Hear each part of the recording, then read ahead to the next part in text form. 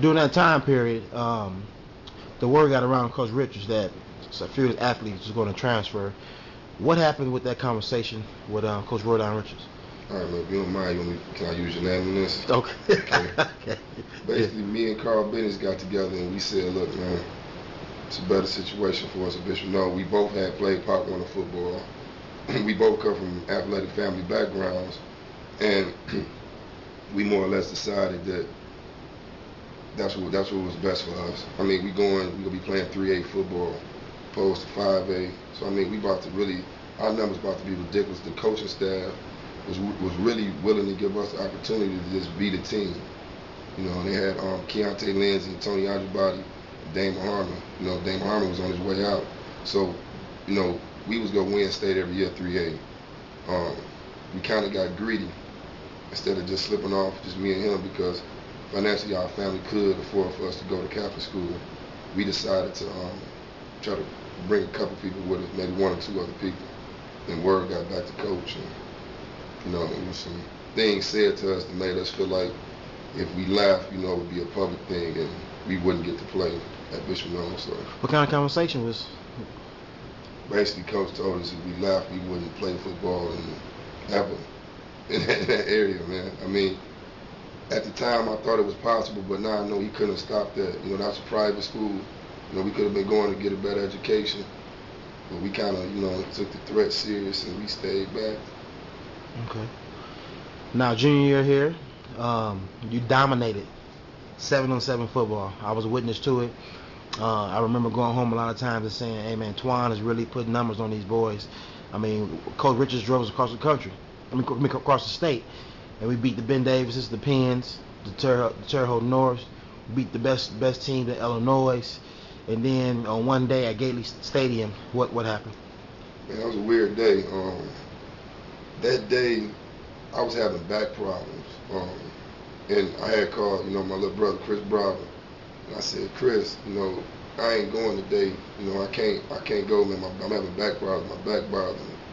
Chris was like, all right, I'm going to go, you know what I'm saying, no issue. So at the time, Stunt was a sophomore. You know what I'm saying? I mean, was a freshman getting ready to be a sophomore.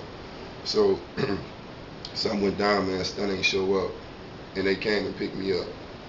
So, you know, we think we were playing Carmel. Yeah. And we were playing Carmel, and I ran the basic out route. You know, just a few plays before that, I had ran a dig and probably went up about 36 inches and caught across the middle on two people. You know, I was feeling good, you know, playing through the pain. Next play, I run the out.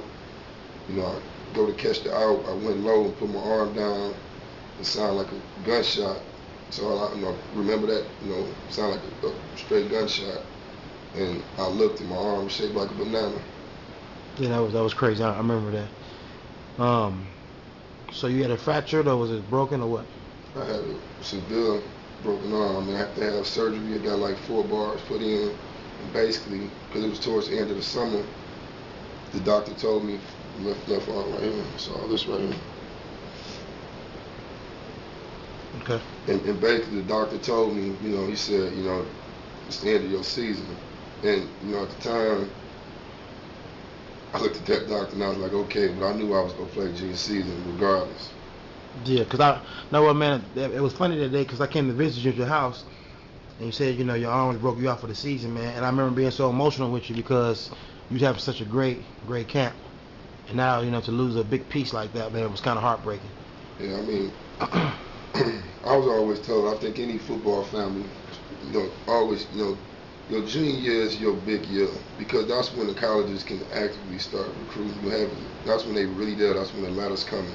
So, as far as football, I don't know how I work with basketball, but I mean, it was a lot of hype behind me, you know, about what I was doing. And a lot of people saying my name, and like I said, we had all that talent, but like as far as when we was throwing the ball, it was basically coming to me that whole summer. You know what I'm saying? Every now and then they'd dump it off to Mike, but I knew Mike was good.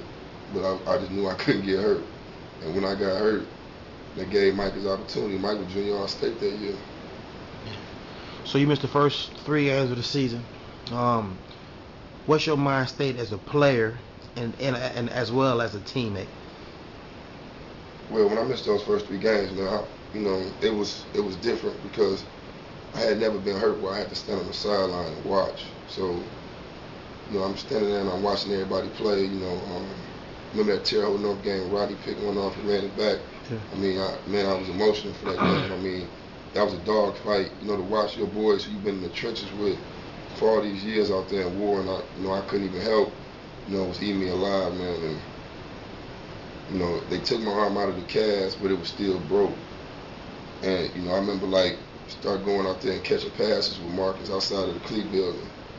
And I was telling Marcus, throw as hard as you can, man. And I was catching the ball. It hurt, but it wasn't no pain that I couldn't deal with. It was like one of the weird things when I went to church on that Sunday. And the preacher said, somebody in here right now, they said you ain't gonna be able to do something, but you healed. You know what I said? I said, yeah, that's me. Next week, I put a fiberglass, coach put a fiberglass pad on my arm, shock pad. I went and played against Bishop Noel, broke arm. I remember that game, man. We was all excited to have you back. I think you caught like three, 4 passes in that game. And for us, emotionally, it was good having you back on the field because, as you know, you was a dominant presence. And you put a lot of fear into opposed secondaries. Now, let's go into the rest of your season. That after the Bishop Noel game, you had a breakout game against Hammond Clark. Kind of go into play with that.